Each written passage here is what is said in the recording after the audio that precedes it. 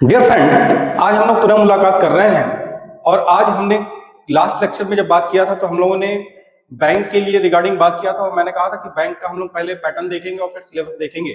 और कल हमने मैथ्स के सिलेबस को डिस्कशन किया।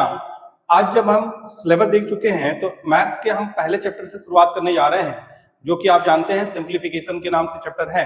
ये चैप्टर इतना इंपॉर्टेंट है एग्जाम पॉइंट ऑफ व्यू से कि इसमें कम से कम आपको 2 से 3 क्वेश्चन तो आपको प्री में मिल जाएंगे और मेंस में जाएंगे तो 3 से 4 क्वेश्चन 5 क्वेश्चन से तक अराउंड ये आपको हेल्प करेगा। सिंप्लीफिकेशन एक चीज और हेल्प करता है कैलकुलेशन के लिए, तो हमें इस चैप्टर को पढ़ना है और डेप्थ में पढ़ना है, धीरे धीरे पढ़ेंगे। दूसरी चीज देखिए, ये उन बच्चों के लिए बहुत ही ज्यादा हेल्पफुल होगा जो किसी भी वजह से बैंकिंग की तैयारी में उनका मैथ्स वीक रह गया और मैथ्स उनका स्ट्रांग नहीं हो पा रहा और मैथ्स की वजह से सिलेक्शन रुक रहा है, तो आप कोशिश करिएगा कि थोड़ा सा इससे कर लीजिए। दूसरा देखिए, मैं यहाँ पे अपने लेवल पे पूरा एफर्ट करूंगा कि आपको दूं, लेकिन यदि आपको बहुत डेप्थ में पढ़ना हो तो आपको क्लासरूम प्रोग्राम्स को ज्वाइन करना चाहिए। ऑनलाइन क्लासरूम प्रोग्राम में भी हम पूरा डेप्थ में ही जाएंगे और ये कहता है कि यूट्यूब पे है तो हम यूट्यूब पे उतने लेक्चर्स इतना दे देंगे कि आपको कहीं और पढ़ने की जरूरत नहीं पड़ेगी, आपका एग्जाम पेपर क्वालिफाई करने भर का अच्छा सा नंबर आ जाएगा। ठीक है, तो देखिए सिंप्लीफिकेशन को जो हम पढ़ने जा रहे हैं इसमें हमारा पहला अप्रोच ये होगा कि हमें पढ़ना कैसे है। देखो सिंप्लीफिकेशन में देखिए होता क्या है, हमें कैलकुलेशंस के ट्रिक्स पता होने चाहिए, कैसे हमें इजीली कैलकुलेट करना, हाउ टू इजीली कैलकुलेट, ये मेरा पहला टास्क होना चाहिए। दूसरी चीज है हमें बेसिक्स पूरे क्लियर होने चाहिए। यदि एक बेसिक क्लियर है तो हमारे लिए बहुत ज्यादा हेल्पिंग होंगे। ठीक है, तो चलिए आज से हम लोग पहला इंपॉर्टेंट टॉपिक पढ़ रहे हैं। इसके अंदर देखिए मैं जब भी चैप्टर शुरू करता हूं तो शुरू करता हूं हिंदू नंबर सिस्टम से बात करता हूं। देखिए हिंदू नंबर सिस्टम की जब हम बात करते हैं तो इसमें सिर्फ 2-3 चीजों की बात करने जा रहा हूं।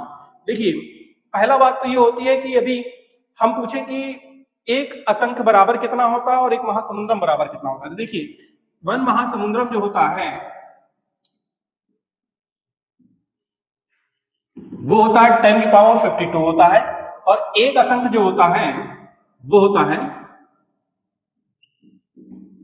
10 की पावर 140, अप्रॉक्स लगभग हो जाता है 10 की पावर 141। ठीक है, ये होता है। दूसरी चीज देखिए डियर फ्रेंड्स, मैं एक बात और आप लोगों को क्लियर कर दूं कि जो हम बैंकिंग का टॉपिक पढ़ने वाले हैं ये प्योरली हम इंग्लिश मीडियम में पढ़ेंगे, हिंदी मीडियम में बिल्कुल नहीं पढ़ेंगे इसको।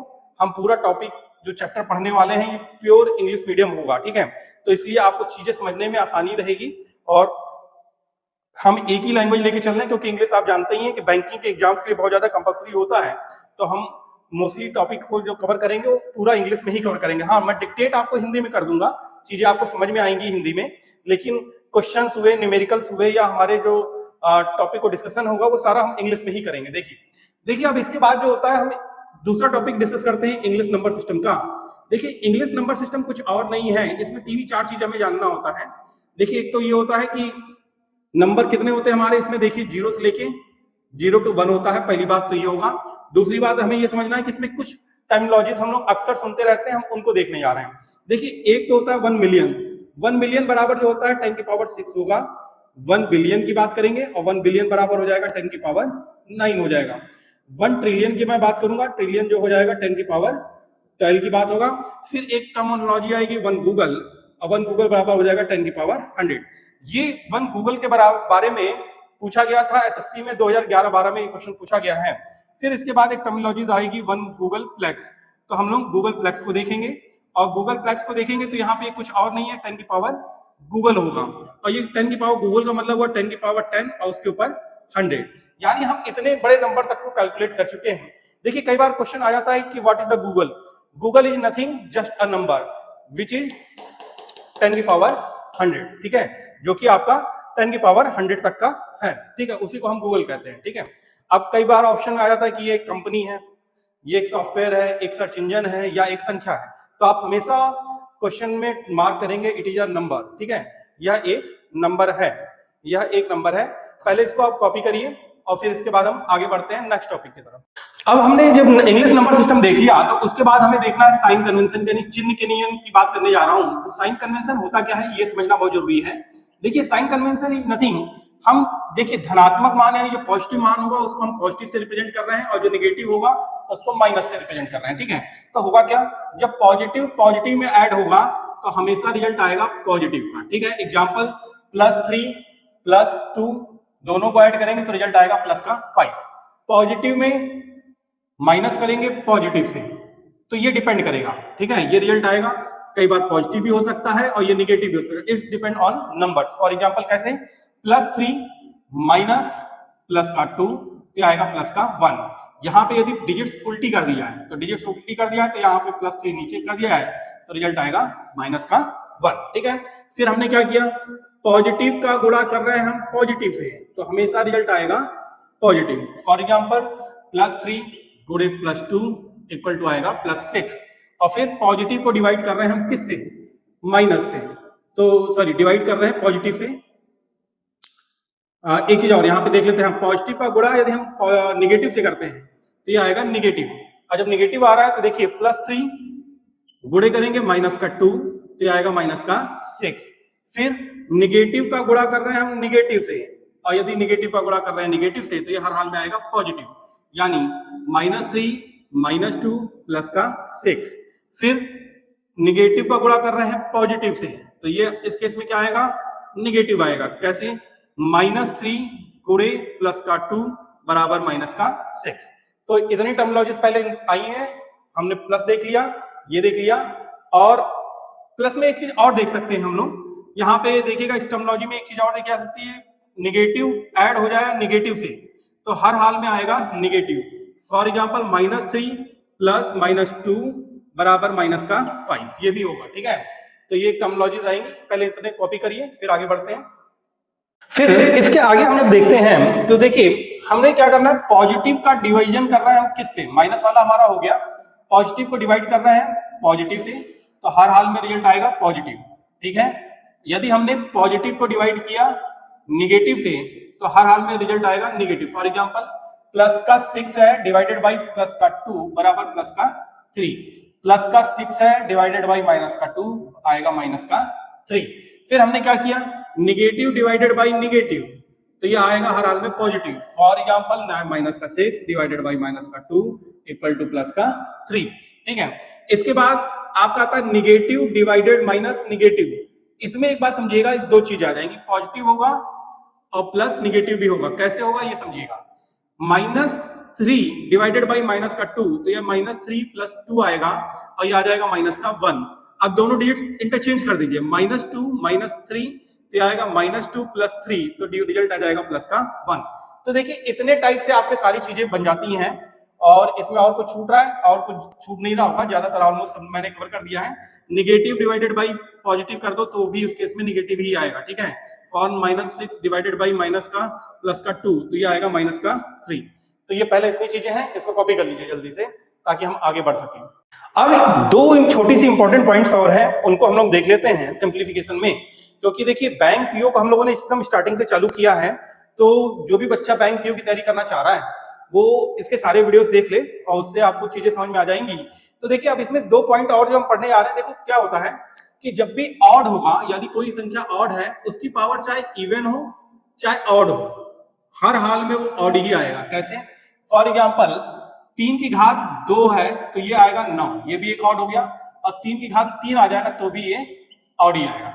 इसी तरीके से इवन होगा तो इवन की पावर चाहे इवन हो चाहे ऑड हो, दोनों में हर हाल में आएगा इवन। फॉर एग्जांपल 2 की पावर 2 आएगा तो 4 आएगा, और 2 की पावर 3 आएगा तब भी 8 आएगा, ठीक है।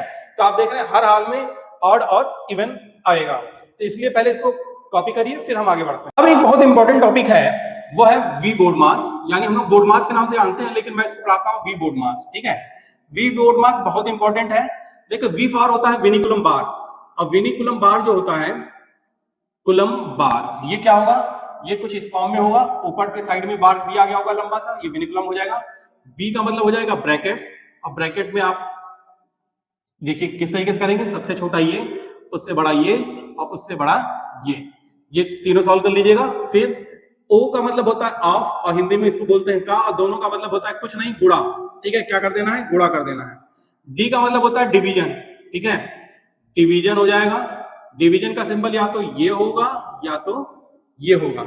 फिर होगा मल्टीप्लीकेशन, मल्टीप्लीकेशन का मतलब होता है गुणा, ठीक है, और जब गुणा होगा तो या तो ये होगा या तो इस फॉर्म में होगा।